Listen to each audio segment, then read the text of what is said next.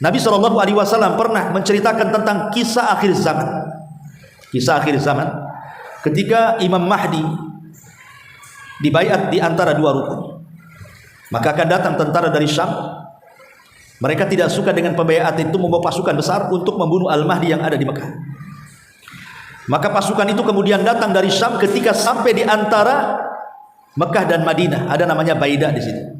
Maka kata Nabi SAW, maka Allah akan kirim gempa dahsyat sehingga mereka terperosok semua masuk ke bumi. Bukan hanya orang-orang yang akan membunuh Al-Mahdi saja, orang yang lalu lalang di situ aja ikut masuk di situ. Sehingga Aisyah bertanya, okelah orang-orang yang hendak membunuh Al-Mahdi itu digempakan sehingga terperosok ke bumi kemudian mati semuanya.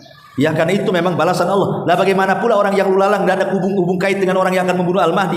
Mungkin dia ke pasar, mungkin dia ada perlunya. Maka Rasulullah SAW mengatakan, yub'atsuna yaumal qiyamati ala niyati. Mereka akan dibangkitkan pada hari kiamat sesuai dengan niat mereka.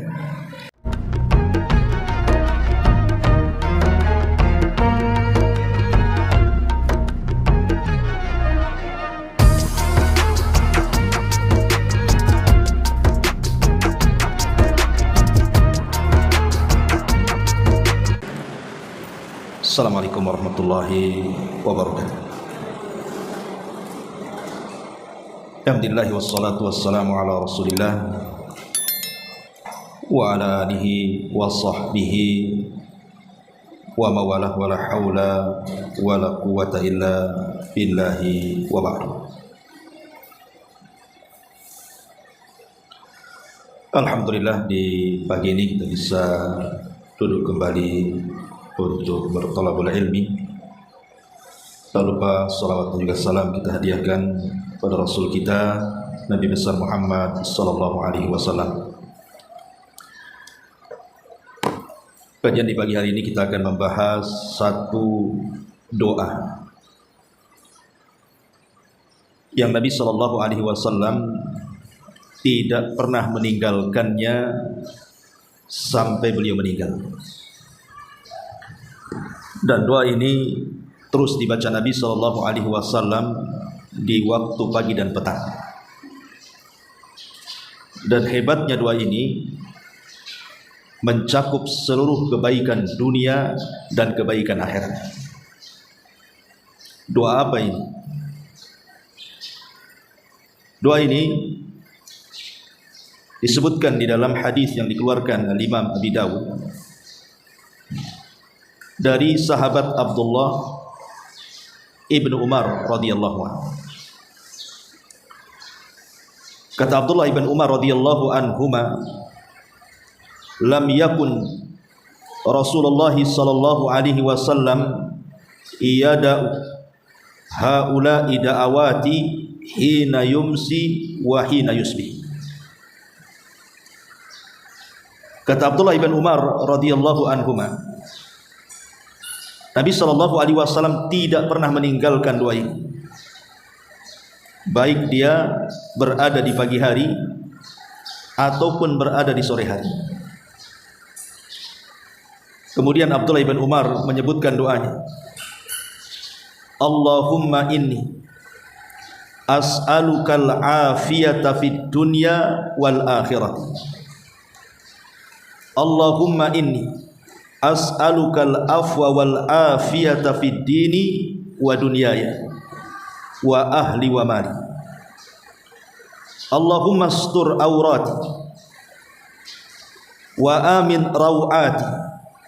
Allahumma hfadni min bayni yaday wa min khalfi wa an yamini wa an shimali wa min fawqi wa a'udhu bi azamatika an aghtala min tahti.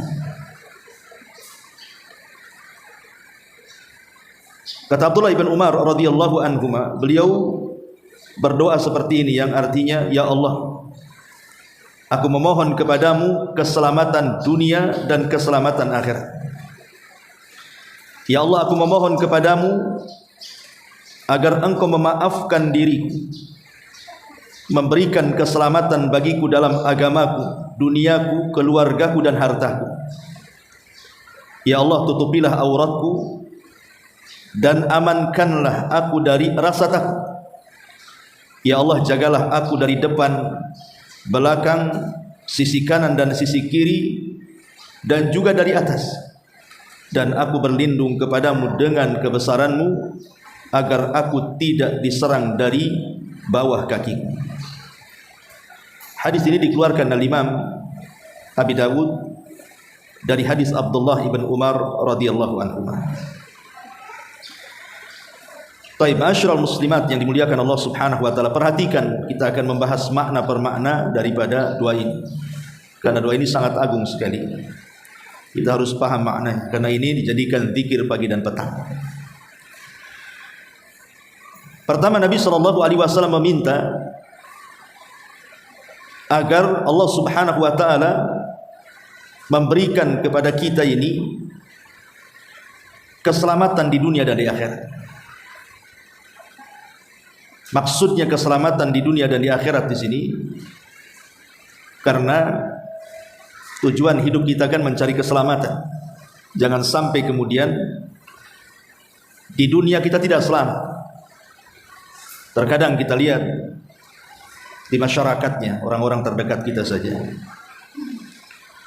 banyak di antara mereka mungkin pergi ke pasar, kemudian pulang jatuh dari motor, meninggal. Ataupun mungkin ditabrak meninggal. Atau mungkin entah kenapa kemudian dia tiba-tiba sakit, stroke, tidak bisa bergerak. Ataupun perkara-perkara yang lainnya. Dari sinilah maka kemudian kita meminta kepada Allah Subhanahu wa taala untuk diberikan keselamatan dunia dan juga akhirat.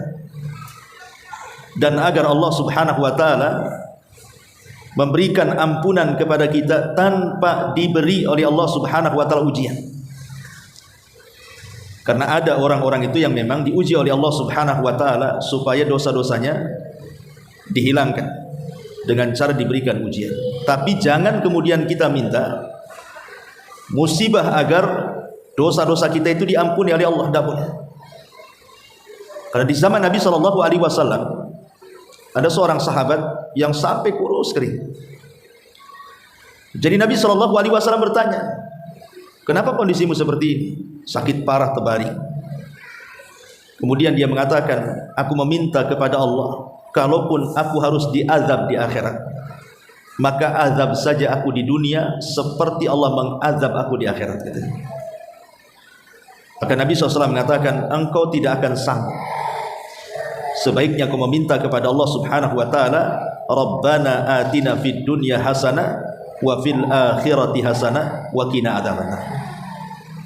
Ya Allah, berikan kepadaku kebaikan dunia, kebaikan akhirat, dan jauhkan aku dari azab Allah. Jadi tidak boleh kita meminta musibah untuk dihilangkan kesalahan kita. Karena kita tidak akan sanggup masalahnya. Ya kalau seandainya kita bisa sabar. Kalau ketika Allah Subhanahu wa taala memberikan ujian kepada kita, kemudian kita tidak sabar, malah kemudian tasakhut gitu kan, karena tidak sabarnya akhirnya kita menolak takdir Allah Subhanahu wa taala, malah enggak dapat apa yang kita minta kan. Makanya jangan meminta musibah. Tapi mintalah doa sapu jagat tadi, Rabbana atina fid dunya hasanah wa fil akhirati hasanah wa qina adzabannar. Ya Allah, minta kepada Allah agar kita diselamatkan di dunia dan diselamatkan di akhirat dengan cara diberikan kebaikan dunia dan kebaikan akhirat. Ini yang pertama. Kemudian yang kedua, di sini Nabi SAW juga meminta kepada Allah Subhanahu wa taala, Allahumma inni as'alukal afwa wal afiyata fid dini wad dunya wa ahli wa mali. Ya Allah, aku meminta kepadamu agar engkau memaafkan diriku dan agar engkau memberikan keselamatan kepada agamaku, duniaku, keluargaku dan hartaku. Al-afwa ma'ruf, sering kita mengucapkan afwan, artinya kan minta maaf, afwan itu. Jadi ketika kita meminta kepada Allah Subhanahu wa taala afwa, artinya kita meminta kepada Allah agar dosa-dosa kita diampuni. Agar dosa-dosa kita diampuni oleh Allah Azza wa Jalla. Karena manusia itu tidak lepas daripada dosa. Setiap hari kita melakukan dosa. Setiap hari.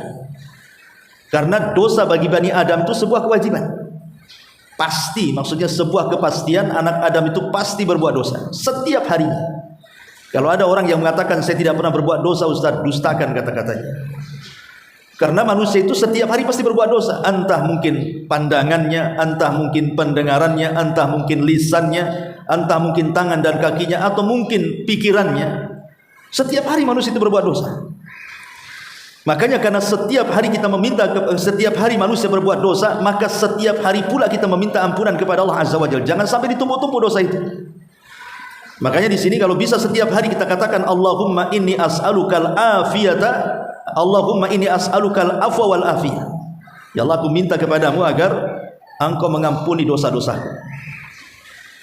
Adapun kalimat al-afiyah, keselamatan di dalam agama.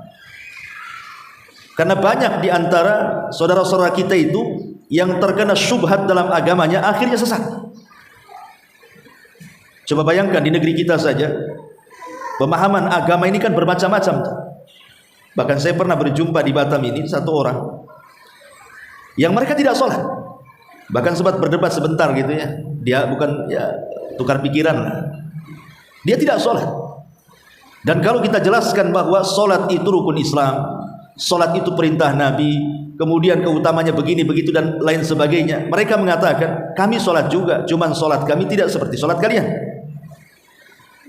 Lalu ketika saya tanya seperti apa sholatnya, dia mengatakan selama masuk waktu sholat, asal kita ingat Allah, itu sudah dikatakan sholat.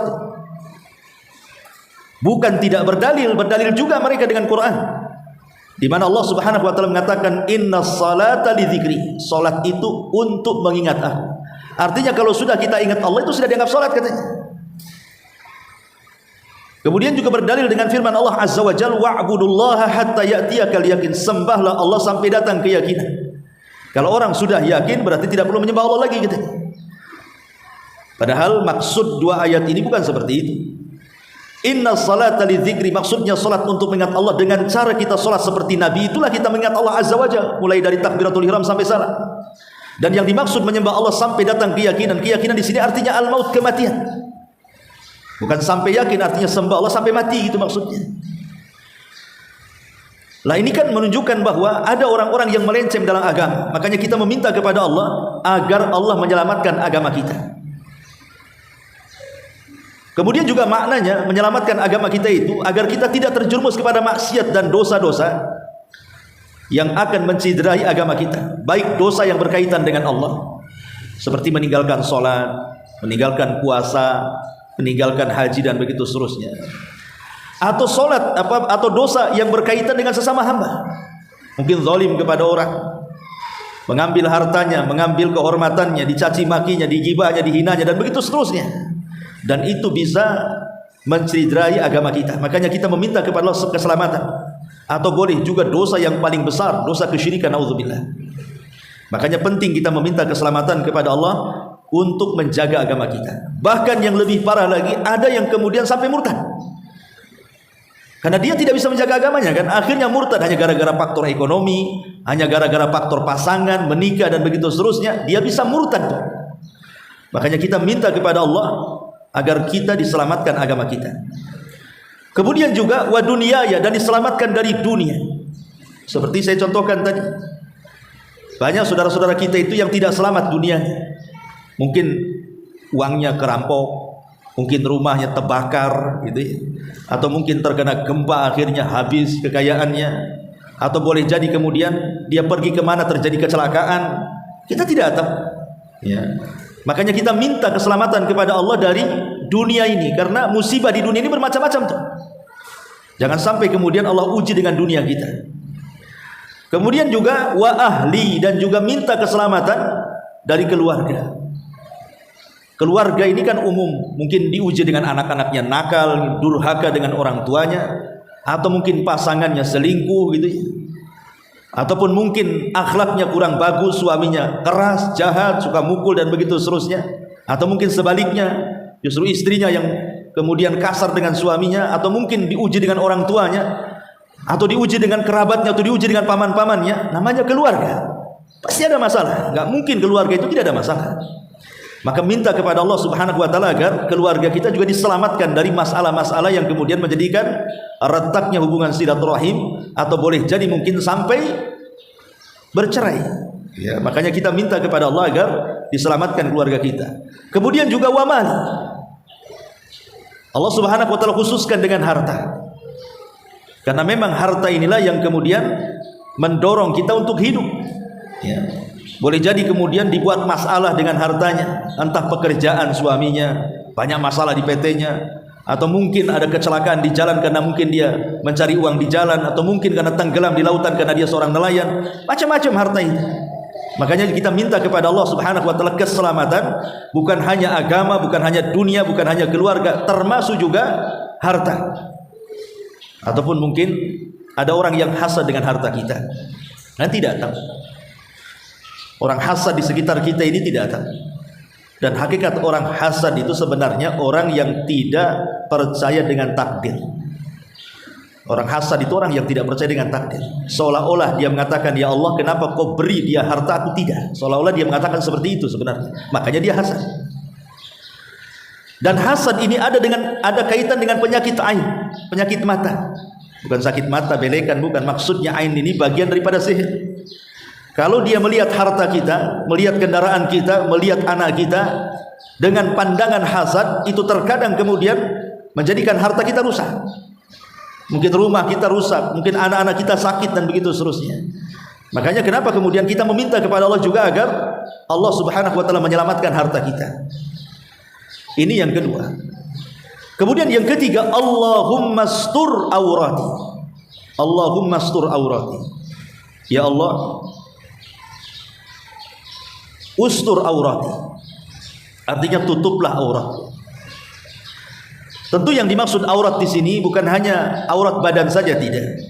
Karena aurat ini terbagi dua, ada hissiyah, ada ma'nawiyah. Ada yang bersifat hissiyah, memang badan kita tutup aurat kita. Ya.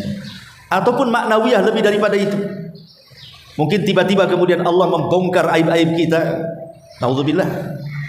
Makanya sering saya katakan, Bu, orang itu masih dihormati, masih dimuliakan, masih diajak bicara, itu karena Allah menutup aurat kita. Kalau Allah Subhanahu wa taala bongkar aurat kita, yang tadinya memuliakan kita bisa saja menghinakan kita. Yang tadinya menghormati kita bisa saja merendahkan kita. Yang tadinya suka bicara dengan kita boleh jadi meninggalkan kita. Itu kalau orang dibongkar auratnya. Makanya kenapa Nabi SAW melarang kita itu untuk membongkar aurat orang lain. Nanti Allah akan bongkar aurat kita walaupun dalam rumah kita. Tidak boleh kita mencari-cari aurat orang lain. Karena orang yang kemudian mencari-cari aurat orang lain, artinya aib orang lain, itu sama saja Allah akan bongkar aurat kita. Karena kama tadinu tudan, kata ulama. Sebagaimana kita melakukan kepada seseorang itu perbuatan jahat, maka Allah pun akan melakukan hal yang sama dengan apa yang kita lakukan kepada manusia.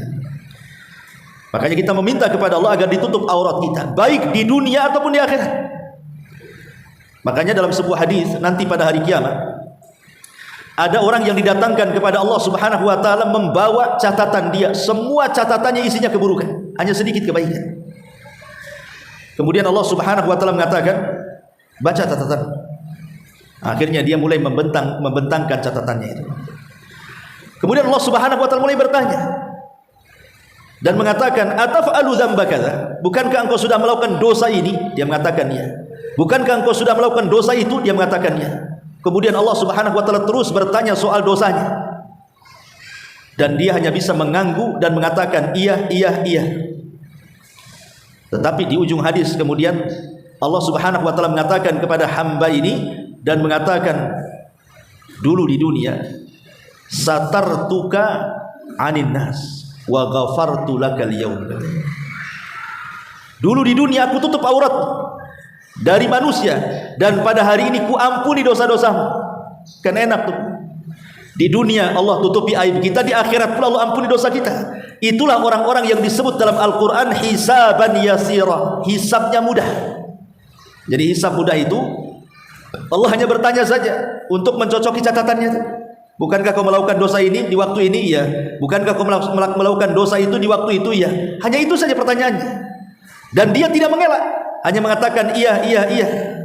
Makanya Allah Subhanahu wa taala mengatakan, al-an satartuka fid dunya wa ghafartu lakal yaum. Dulu aku tutupi aibmu di dunia, sekarang ku ampuni pula dosamu di sini. Maka orang yang seperti ini orang paling bahagia. Kenapa? Karena hisabnya mudah. Adapun hisabnya yang sulit itulah yang kemudian terjadi munaqasah. Kau ditanya, bukankah kau melakukan dosa ini? Enggak. Bukankah kau melakukan dosa itu? Tidak. Dia kalau mengelak, disitulah kemudian didatangkan saksi-saksi.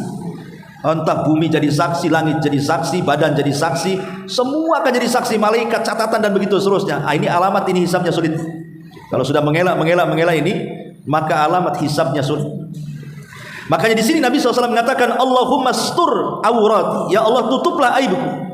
Karena orang kalau sudah dibongkar aibnya, na'udzubillah. Betapa banyak orang-orang yang hanya satu aib saja dibongkar Allah Azza wa Jalla, semua manusia mencela dia. Contoh saja umpamanya lah, ada pejabat di negeri kita ini, dihormati, mungkin dia seorang menteri dan begitu seterusnya. Kemana-mana kalau datang ke daerah-daerah itu dibuatkan acara khusus gitu ya, didatangi manusia, dia lualukan dan begitu seterusnya. Sekali ini mungkin dia korupsi sembunyi-sembunyi, tahu-tahu ketahuan, kemudian diekspos sama media, semua orang tahu. Coba bayangkan, yang tadinya mengeluh-ngeluh orang ini, mungkin satu Indonesia menghujat dia. Itu baru satu tuh aibnya, itu Allah bongkar. Macam mana kalau semua aib dia dibongkar? Naudzubillah. Makanya Imam Ahmad ibn Hanbal rahimahullahu ta'ala, ketika dia belanja ke pasar, banyak murid-muridnya yang hendak membawakan barang-barangnya, dan Imam Ahmad mengatakan, jangan, ini barang-barangku, aku yang bawa. Kata murid-muridnya, ya Imam, antal imam, kau ini seorang imam, kami murid-murid engkau, biar kami yang bawa sebagai ta'zim, bentuk pengagungan kami kepada anda. Maka Imam Ahmad mengatakan, ya kalian menghormatiku karena tidak tahu aibku saja. Kalau kalian tahu aibku, pasti kalian akan letakkan pasir di kepalaku, katanya. Ini menunjukkan bahwa kita penting meminta kepada Allah agar ditutup aurat kita, ditutup aurat kita. Makanya kenapa Nabi SAW sampai mewanti-wanti, ada dosa yang tidak akan dimaafkan. Kata Nabi SAW, kullu ummati mu'afan illa mujahid. Semua umatku akan dimaafkan, kata Allah, kecuali orang-orang yang mujahirun. Siapa mujahirun ini? Maka Nabi SAW kemudian menjelaskan, mujahir ini adalah orang yang melakukan dosa di malam hari, kemudian Allah tutup aibnya, orang nggak tahu dia melakukan dosa, tiba-tiba dia ceritakan pula dosa di malam hari kepada orang. Atau orang yang melakukan dosa di siang hari, Allah tutup tuh aibnya, diceritakan pula malam-malam sama orang. Dia tidak bersyukur kan gitu, bahwa Allah sudah menutup aibnya. Kenapa kemudian ditampakkan kepada orang? Allah menutup aib kita itu merupakan nikmat yang luar biasa. Harusnya kita bersyukur. Makanya kalau ada umat di sini yang dulunya sebelum hijrah gitu ya, mungkin dari dunia-dunia yang gak jelas gitu kan, penuh dengan tato apa semuanya pamannya kan itu. Kemudian hijrah, ditutuplah pakaiannya, hampir tidak nampak lagi kalau dia bertato. Jangan pernah ceritakan walaupun kepada kawan dekat kalau dia punya tato. Tidak perlu. Ya. Anggap saja kalau dia kenal dengan orang lain, dia memang dari kalangan wanita baik-baik, nggak perlu diceritakan masa lalunya, karena Allah sudah menutupnya. Ngapain diceritakan? Ini nikmat Allah Azza wa Jalla, sehingga manusia memandang kita baik terus. Karena tidak semua orang yang kemudian kalau kita ceritakan kemudian masa lalu kita, mungkin mau diambil pelajaran, tidak semua orang suka. Ya ada juga mungkin mengambil pelajaran kan gitu ya. Kalau bisa seperti dia tuh, dulu dia kayak gini, sekarang tobat. Boleh jadi ada yang seperti itu, tapi boleh jadi ada juga orang yang mencelanya nanti. Oh patut saja dia seperti itu, dulunya kayak gitu. Nah, akhirnya kan begitu ya. Makanya penting seseorang itu menutup aurat, minta kepada Allah agar aurat kita ditutup. Makanya di sini Rasul mengatakan, Allahumma stur aurati. Kemudian wa amin rawati, dan minta kepada Allah agar diberikan rasa aman dari rasa takut. Rasa aman dari rasa takut. Contoh umpamanya ibu naik pesawat, ya kan, kadang-kadang kan ada pengumuman tuh, cuaca kurang bagus, tolong kembali ke tempat, pasang sabuk pengaman. Kemudian betul-betulan nabrak awan itu, gitu kan, kadang-kadang kita ketakutan di situ. Udah ingatnya itu sudah pesawat ini jatuh, matilah kan begitu ya. Makanya kita minta kepada Allah Subhanahu wa taala kalau kita berada di pesawat, baca doa ini. Wa amin rawati, ya Allah, amankan dia rasa takutku. Ataupun mungkin orang yang sekarang hari ini yang ketakutan dengan ekonomi. Karena sekarang ini kan banyak orang yang ketakutan itu dalam faktor ekonomi. Contoh umpamanya orang mau memulai usaha, mau dagang ini, sudah banyak. Mau dagang sandal, semua orang sudah jual sandal katanya kan. Mau dagang pecel, berderet tuh orang jual pecel. Mau dagang lontong, semua orang jual lontong. Akhirnya tak jadi ketakutan kan. Padahal rizki itu kan sudah dibagi-bagi, Bu. Walaupun nih, anggaplah berjejer jual lontong nih. Ya, tiga-tiganya dijual lontong berjejer, tiga-tiganya ini. Ini tidak ada hubung kait dengan saingan satu dengan saingan yang lain, tidak. Jangan katakan itu saingan saya. Patut saya nggak laku karena ada dia. Itu nggak berlaku dalam bab rizki itu. Karena rizki Allah itu sudah maksum, sudah dibagi-bagi. Kalau Allah Subhanahu wa taala sudah takdirkan rizki itu kepada kita, tidak mungkin diambil sebelahnya. Sebagaimana kalau rizki itu sudah memang Allah takdirkan ke sebelahnya, tidak mungkin juga kita bisa mengambilnya. Dalam bab rizki itu maksum sudah dibagi-bagi. Kenapa mesti takut? Tidak boleh kita takut. Makanya kita berdoa kepada Allah Azza wa Jalla, wa amin rawati, wa amin rawati. Makanya saya ceritakan dulu bagaimana kisah Ibrahim ibn Adham kan, yang ketika dia makan daging ada kucing. Kemudian dilemparlah sama kucing itu, kasih makan. Rupanya kucing ini setelah ngambil daging itu bukan dimakan, malah kemudian lari. Dikejar sama Ibrahim ibn Adham rahimahullah ta'ala. Rupanya kucing itu mendekati sebuah lubang. Di lubang itu ada ular, dan ularnya buta. Kemudian sama kucing dikasih sama ular itu. Ibrahim ibn Adham mengira itulah kebetulan saja. Besoknya dilakukan seperti itu lagi, gitu pula kejadiannya. Tetap aja kucing itu ngantar makanan ke lubang yang ada ular butanya itu.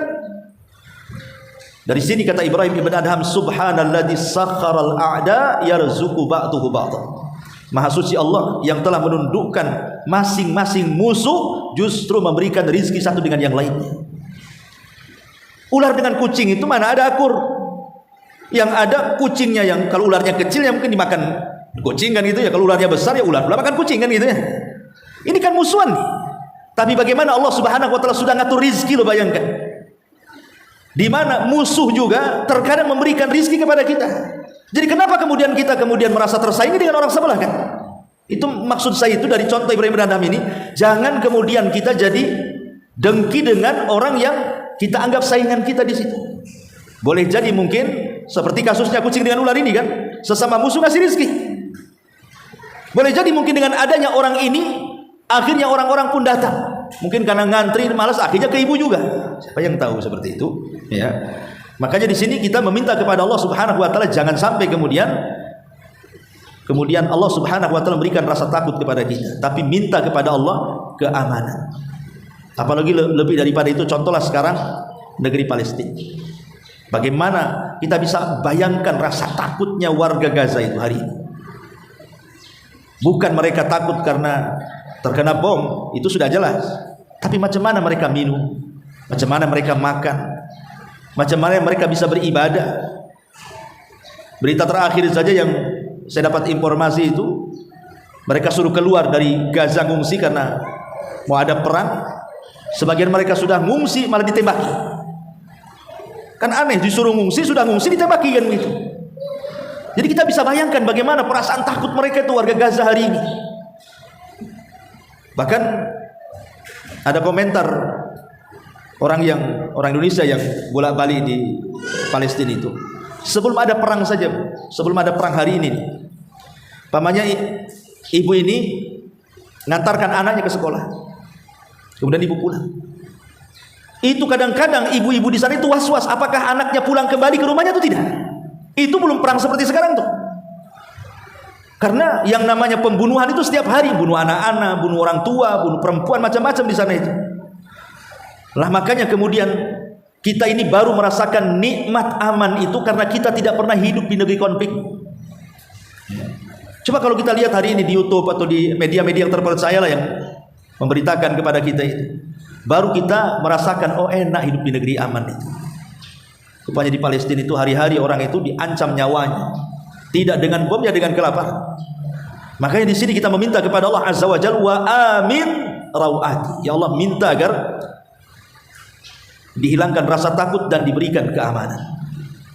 Atau mungkin ibu-ibu yang suaminya mungkin kerja di luar negeri, kerja di kapal, di apa kan yang jauh, ya kan? Kita kan tidak tahu antara suami pulang selamat atau tidak, kan kita tidak tahu juga.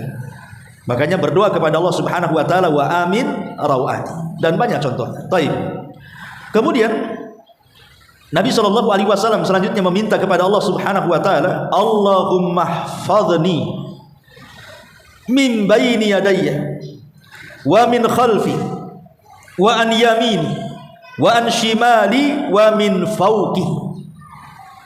Ya Allah, berikan penjagaan kepadaku dari depan, dari belakang, dari kanan dan kiri, dan dari atas.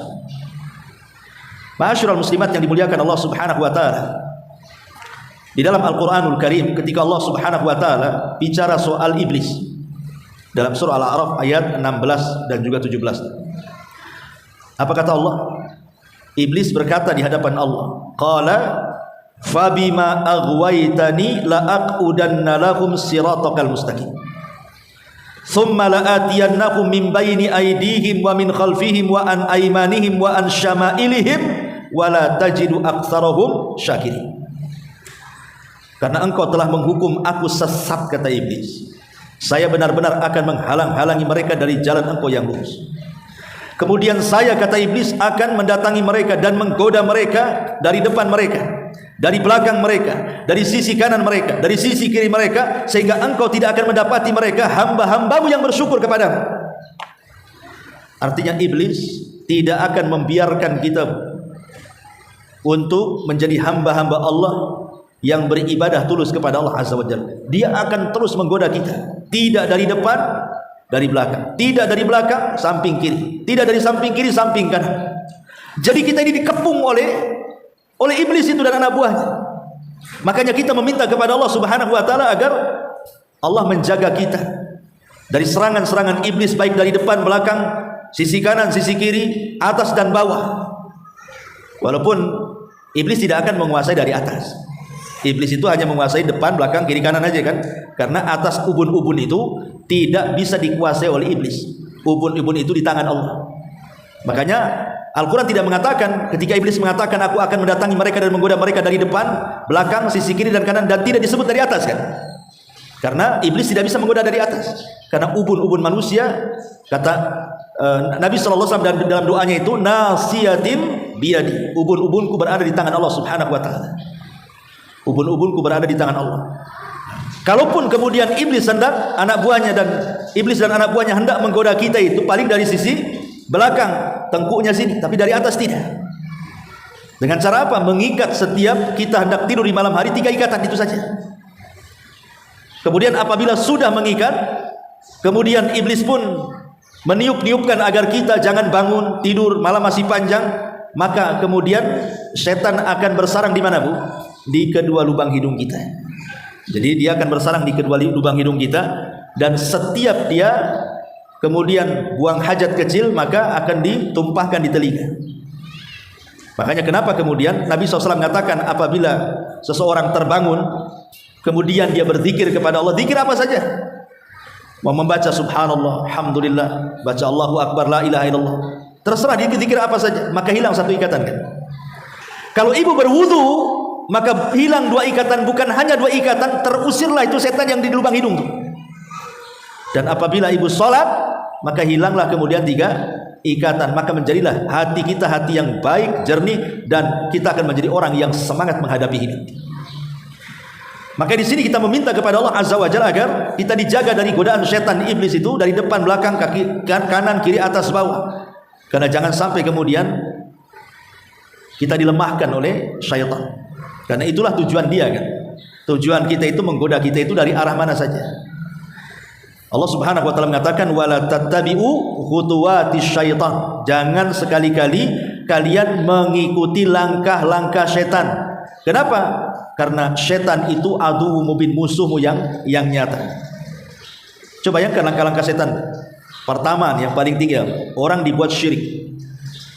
Suruh syirik kita kepada Allah, datang ke dukun, percaya tangkal, datang ke kuburan minta-minta. Pokoknya digodanya kita seperti itu. terutama saat-saat dalam kondisi sakit parah, yang dia tidak sanggup menahan rasa sakitnya karena mungkin kurang iman. Maka itu makin datang iblis di situ tuh. Kemudian membisikkan, di sana ada dukun bagus tuh. Kalau kau berobat ke situ itu udah mujarab, banyak kok orang yang sakit kayak kamu sembuh di sana. Dia akan berikan waswas seperti itu. Tapi kalau kemudian memang dia orang yang bertauhid, dia tidak bisa digoda dari sisi kesyirikan kepada Allah Azza wa Jalla, kurang tuh tensinya.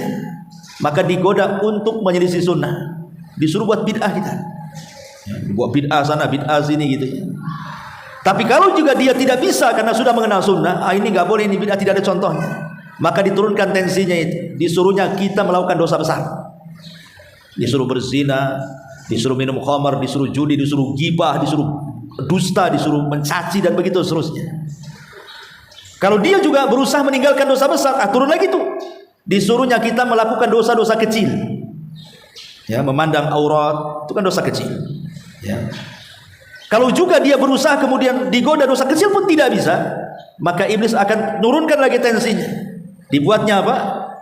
Dibuatnya kita melakukan hal-hal yang tidak ada faedahnya. Memang tidak dosa. Ibu ngobrol lama, nggak ada gibah di situ, ya ngobrol saja. Tapi karena keasikan ngobrol, datang waktu zuhur, kan masih jam 1, kan zuhur kan habisnya jam 3, ada 2 jam ngobrol lagi, kan itu ya. Nanti dekat-dekat asar, baru pusing tuh, Anda belum zuhur nih.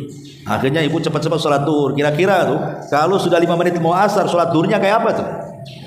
Itu udah kayak ayam lapar kan bu, kasih beras, taktuk-taktuk nggak jelas, tahu-tahu dolin salam saja. Kenapa? Karena begitu memang dilalaikan. Kalau juga tidak bisa nih, ini yang terakhir, dibuatnya kita mengutamakan yang tidak afdol dan meninggalkan yang afdol. Dibuatnya seperti itu. Jadi kalau sudah kemudian, itulah bentuk-bentuk langkah-langkah setan kan. Dia dari semua sisi itu makna dari depan, belakang, kiri, kanan itu maksudnya. Karena dia akan menggoda dari semua sisi. Tidak bisa dari keburukan. Pemain ibu disuruh berbuat jahat nih, tidak mau. Dibuatnya ibulah berbuat baik.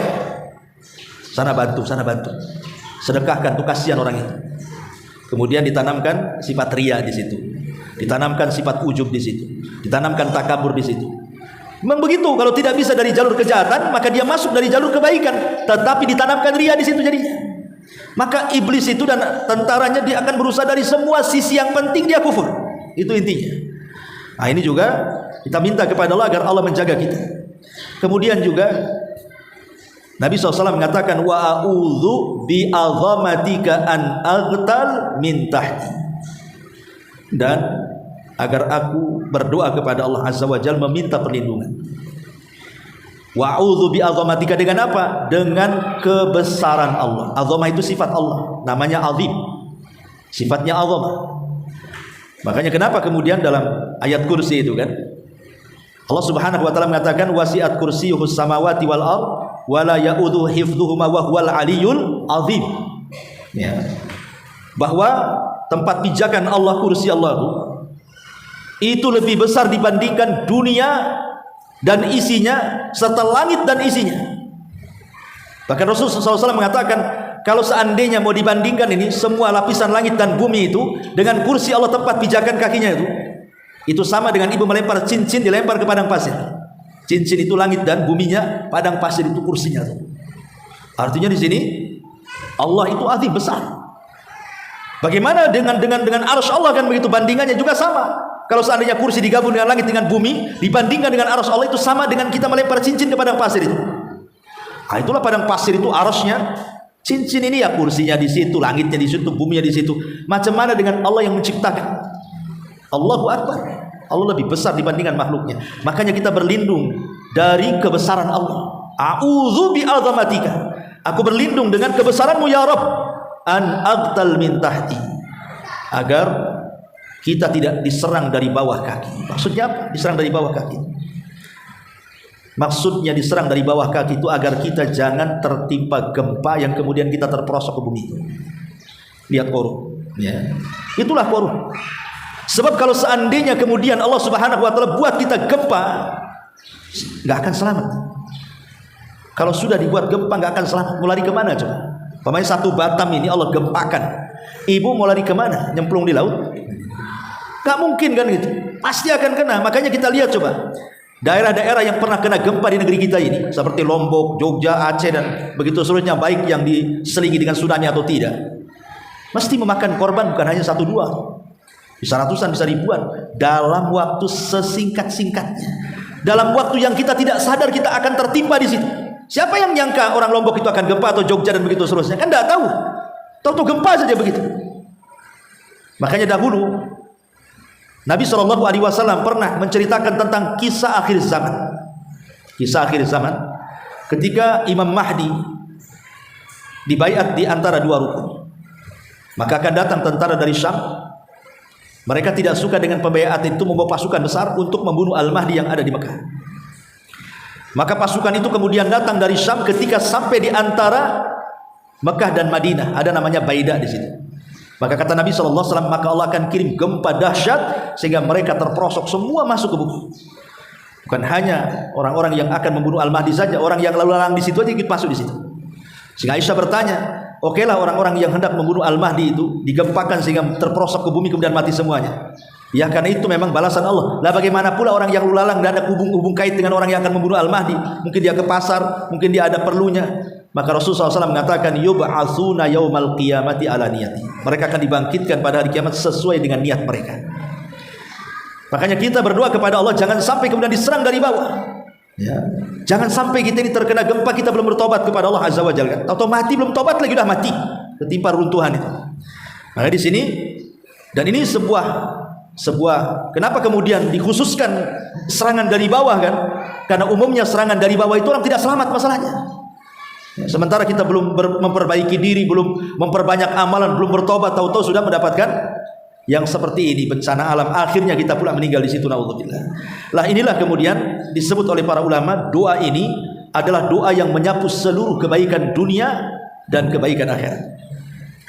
Kemudian yang kedua, ada doa yang sama yang mencakup dunia dan akhirat. Artinya kalau ibu membaca doa ini juga, maka ibu akan mendapatkan semua kebaikan dunia dan semua kebaikan akhirat. Dan doa ini selalu dibaca Rasul ketika duduk di antara 2 sujud. Inilah di antara 2 doa kalau kita mau baca Bu, ini kita akan mendapatkan kebaikan dunia dan akhirat. Wallahu a'lam bishawab. Baik, sebelum saya tutup silakan.